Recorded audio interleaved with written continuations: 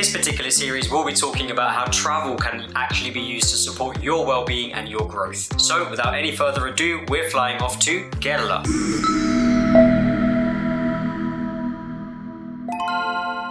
In our last segment, you saw that we were moving from Goa and we left you off at the segment where I was in Mudgal station. So we're going to start off this part with sharing a few tips and tricks for you in terms of what to look out for. This was the first time that I was traveling via train, especially an overnight sleeper train in India. So I'd like you to be able to be aware of the things that I learned as well along the way. The first thing to recognize when you are traveling on an Indian sleeper train is you will need your tickets booked in advance. And if you're a foreign national, that can be a little bit difficult to do, as I discovered. So I ended up getting people to book them for me, such as my friend Yuvesh from Amritsar, who was still on board to help me out, or it could even be perhaps the hostel managers for wherever you stay. They can do the bookings for you. You would obviously pay them a bit of a commission, but generally they can sort that out for you. I think from Mudgal to Chetkala, which is the station in Kerala, I think that was my friend Yuvesh that had booked that for me, and I had made him that transfer afterwards. So that's the first thing to note. The second thing is, when you are at the station, it does not harm anyone, if you just want to get a bit of satisfaction for yourself,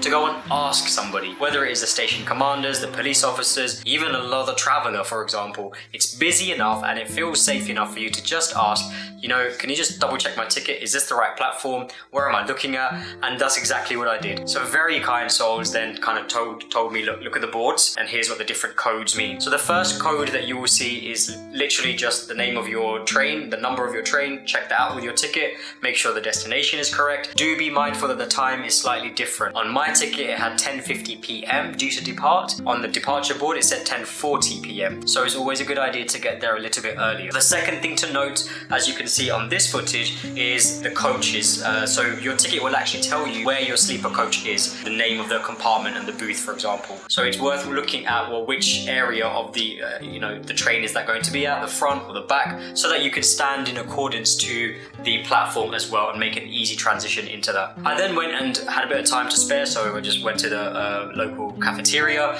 or rather in the station cafeteria. What you do is you pay up front at the till and you get a little ticket, and then with that ticket, for example 80 rupees, it correlates to all the different menu items that you can get for 80 rupees. You hand that in to the kitchen at the back and they prepare it for you and then they pass it over. I then stocked up on a couple of snacks and then waited on the platform, where it was a lot more peaceful and a lot more quiet. At night time it can be a little bit spooky, but I think there's enough people around to help you feel a little bit safer. Once again, I had asked somebody else on the train to just take a look at my ticket. Am I in the right place? And they were like, yep, you're sorted. And this was actually quite useful because I ended up getting on the wrong compartment. Thankfully, a very kind man showed me that I was in the wrong compartment. There was a slight difference between, I think, 2AC and 2ACI or something like that. I can't even fully remember. But I remember getting on the wrong compartment. The man who I showed my ticket to kindly came up and said to me, listen, your compartment's that way, just don't get it wrong, yada yada yada. He explained why and how. I moved over there and it was perfectly fine. So that was quite nice. This journey was an overnight sleeper train, so once I had settled down, which I think you can see, I noticed that there were another code on the actual trains. You can see your seat number, let's say 24, with a U and an L. U means upper, L means lower, so that way you know kind of what ticket you booked and which sleeper is actually yours. So you can't actually just go and select any random sleeper. You have to have the one that you booked for, and that's just generally quite useful because it solves all sorts of issues later on. So overall, my first experience of Indian Railway CTC, generally pretty cool. I thought it was decent. For a foreign national, I do recommend you book 2AC or 3AC. Definitely British Railways have got a few things to learn in terms of its food services, because they were really cool in terms of booking it in advance. Even just like the tea vendors coming and going in the mornings, really useful, because it just means you don't have to carry so much stuff with you. You can, you have your meals more or less sorted and you can buy them there for a decent price as well. Definitely one to take advantage of. We've arrived in Chertala station. Oh my god, it is 33 degrees outside, which you would not have felt on that sleeper train. The train was, as I said, fully AC'd. I hope I've got everything. I didn't actually really unpack much.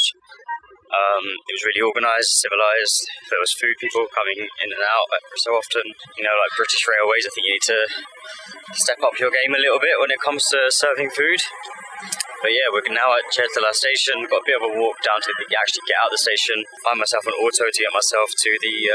I booked a ticket to Alleppey railway station, because that's the area I was looking at staying in. That is kind of the area that the Airbnb's at, but always, top tip for you is, once you've made your booking for your accommodation, ask them what is the best way to get to their place from whichever choice of transport it is that you're using, because from there, actually, the guy gave me a good couple of options. You know that he's obviously seasoned and does this quite a lot. And he said it's better to get off at Jetala, which is one stop before Alleppey, because the auto would be cheaper because it's a bit closer to the home. So, yeah, just a little fact for you. Anyways, oh my god, I'm turning this off because I'm feeling the 33 degrees here.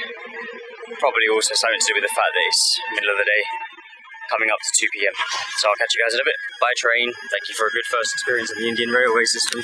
Interestingly, in my journal, I can see that I didn't actually write a lot in Kerala. Again, I have a feeling this might be because it was my rest and recuperation spot, maybe. Mumbai and Goa were a lot more about people and socializing and building connections. Kerala, once again, became quite solitary and it felt a little bit quieter to do that. So I wrote in here on the 2nd of January, you can see me walking up to my Airbnb. I found this place. It was a homestay in Alleppey. It's known as Alleppey anyways. The house was called Aqua Lilies, and I'll put the details in the description as well in case you want to go and stay there.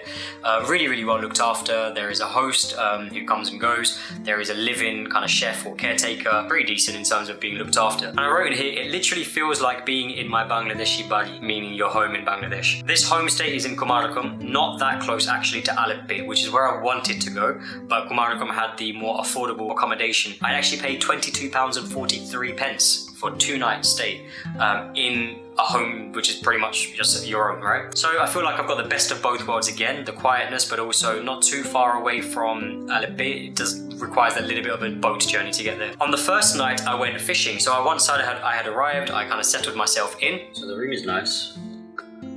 This is actually a really nice antique chest of drawers, but my stuff's already out on it and I can't be asked to move it.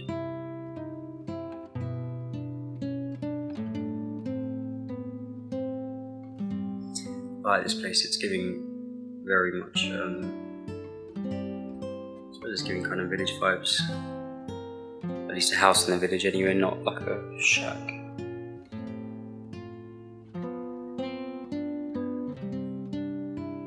Ensuite bathroom is there. I went fishing on the first night. Even my room in this ancestral home feels a bit like the village ones at home, including the mosquitoes and the lizards as well. I remember sending videos and photos to my parents and they were like, it really feels like you're back in our own land, back at home. Because of the waters, the lakes, the serenity, even the fishing methods you can see me trying out here. Oh wow.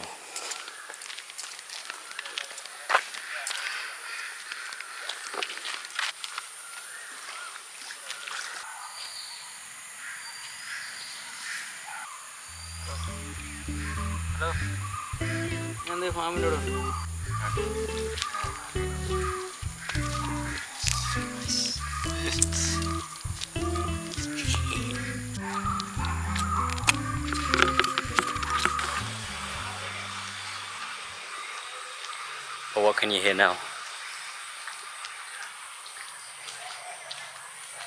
So quiet and peaceful. You can hear the crickets. I think where I'm staying, it's a really like village community. Hence, you just get these random motorbikes.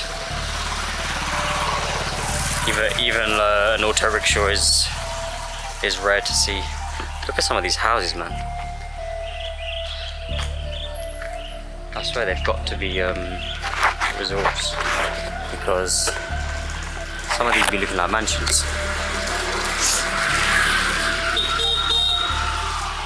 Like, come on. I feel like this is the destination to be at. Good climate, nice and quiet.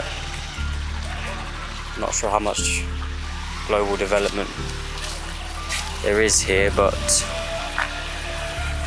think that kind of defeats the object.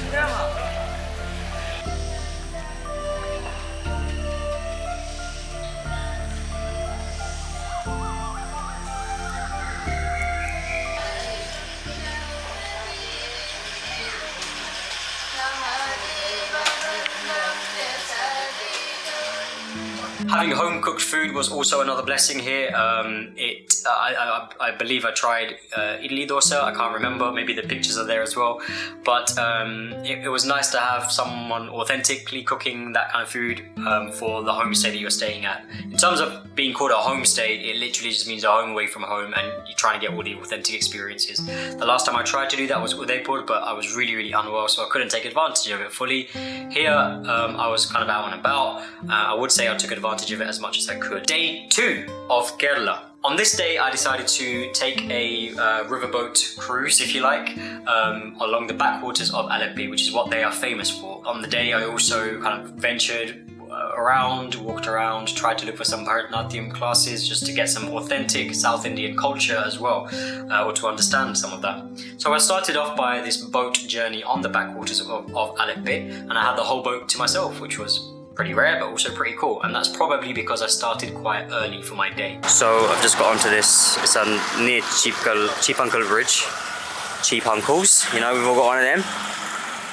But yeah, this is going to be a very different shikara ride compared to Kashmir.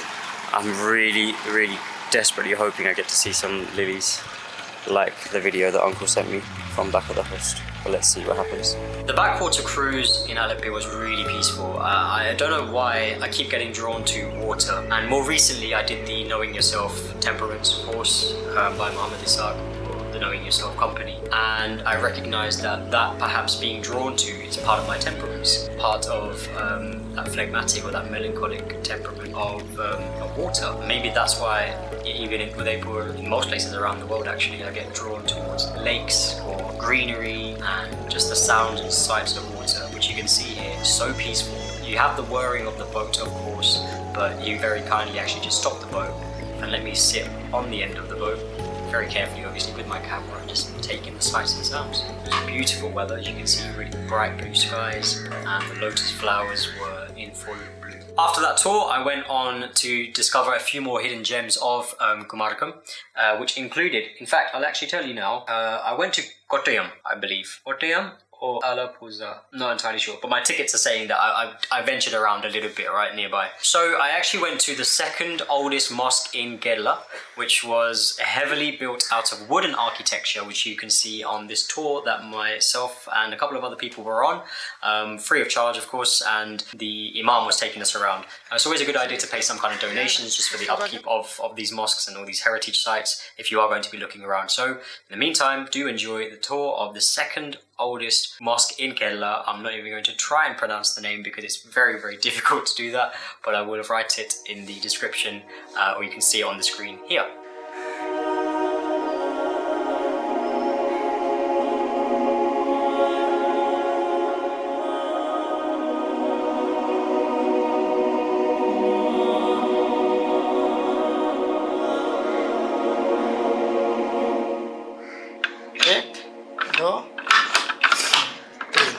इधर से करें एक, इधर से कोई अटका नहीं, कोई समझ आया? ये क्यों ऐसा बनाया गया? वो ये उस टाइम का दिमाग है, ये लॉक करने, ये गेट लॉक कर लो।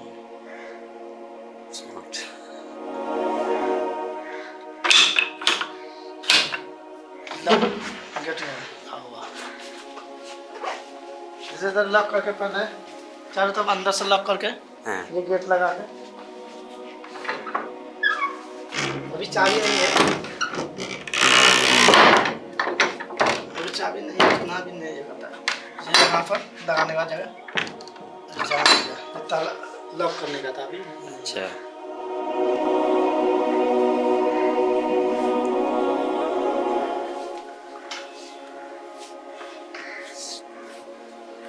जैसे उस जमाने में बनाया गया हुआ है वैसे ही बिल्कुल ना, सिंपल सा, बहुत अच्छा लग रहा है एक्चुअली। ये सब भी खिड़की है, ये खिड़की है।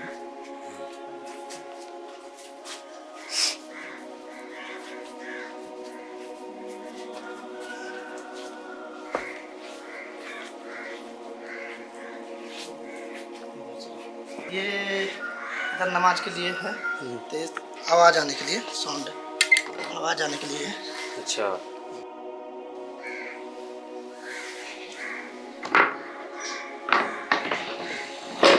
यहाँ पर भी ये है, एक खिड़की देख रहे हो ना, एक खिड़की इधर है, एक खिड़की इधर है, दो खिड़की है। उधर से हवा आता है ना, ये मस्जिद के अंदर में साइड में नीचे से दो गा इतना, साइड में दो गा, उससे चारों तरफ हवा जाता है ना, मस्जिद ठंडा। उधर नाइट बिल्डिंग, ये 1000 के ऊपर है। इधर से एंट्री देने के बाद है ना, ये पैर धोने के लिए।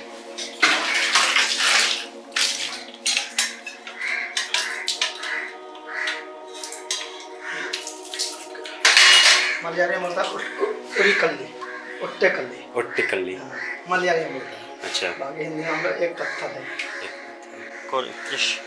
Thrissur district. Okay. Name of the place Kodungallu. Is that also in Kerala? Yeah, Kerala. Wow, okay, so it has the first and second oldest mosque. There is a chairman Juma Masjid. Okay. Chairman. Yeah. First, this one is second. Nearly 1,000 years old now. After I went to visit that mosque, I then decided to venture out a little bit and took another boat. When I look back at the vlog clips, I was quite shocked and tired that this next journey was 2.5 hours. But I have no recollection of that whatsoever. I have zero recollection of that journey being that long. So I actually don't know what happened there. Time is a social construct and all that. Was it 2.5 hours? Did I mean 1.5 hours? But I said it several times, so I'm assuming that it really was 2.5 hours. Basically, I was going from Alleppey or I should say to Alappuzha. So maybe I was going into the mainland Alleppey. That's true. I think I was going from Kumarakom to mainland Alleppey. It was a 2.5 hour journey. I suppose you can't fault it for 29 rupees. But 2.5 hours, man. That was a 2.5 hour boat ride, apparently so. Didn't feel like it now, but at the time, clearly it did. So anyways, after doing that, I ventured around a little bit. I had my rucksack on and I was walking, soaking up the sun. It was a bit more of a town-like city here, town-like place here. First thing was to find some food. And I went to this place called Rajiv Das, I think it is. First thing I did was to find some food. So I am starving. But we found a place called Raja Kesava Das restaurant for the snacks. They've got a really big menu, but apparently half of it's not happening at the moment, so it's just kettle and rice. But anyway, it was so nice. The guy here served with a smile. He was really, really sweet.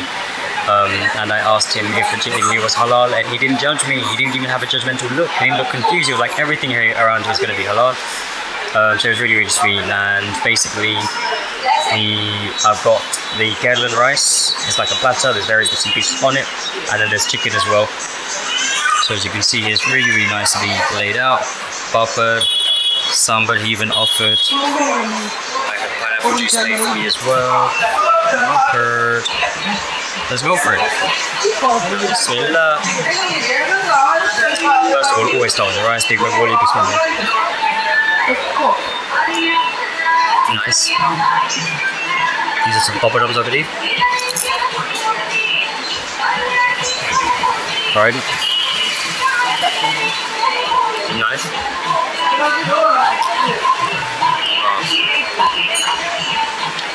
I believe this is lime pickle. Let's try some of the bhindi. Also good. I think these are like beans.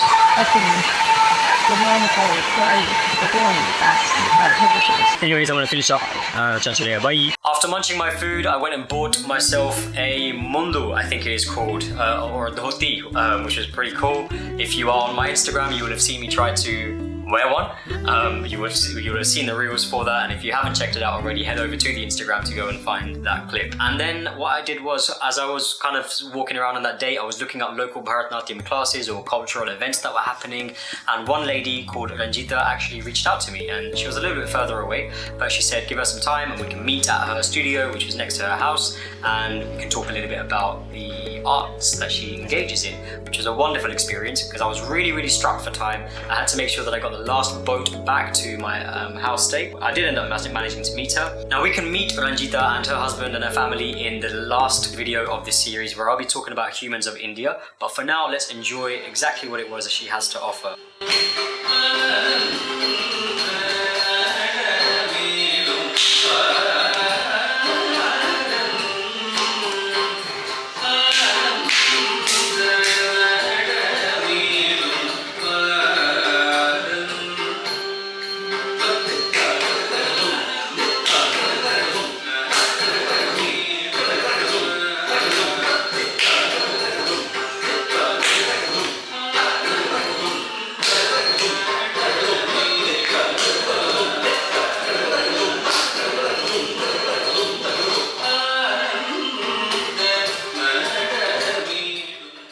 teaches Bharatnatyam, has studied Bharatnatyam, which is an ancient dance form traditionally oriented from southern India. And it was a real delight to see her perform for this. She teaches many young students as well the same art form. And following that, I took the boat ride home during sunset to the homestay, back to Aqualilis, where I had dinner, I slept, and I was getting ready for the next step of my journey following day to Kanyakumari. We welcome you all to Kanyakumari.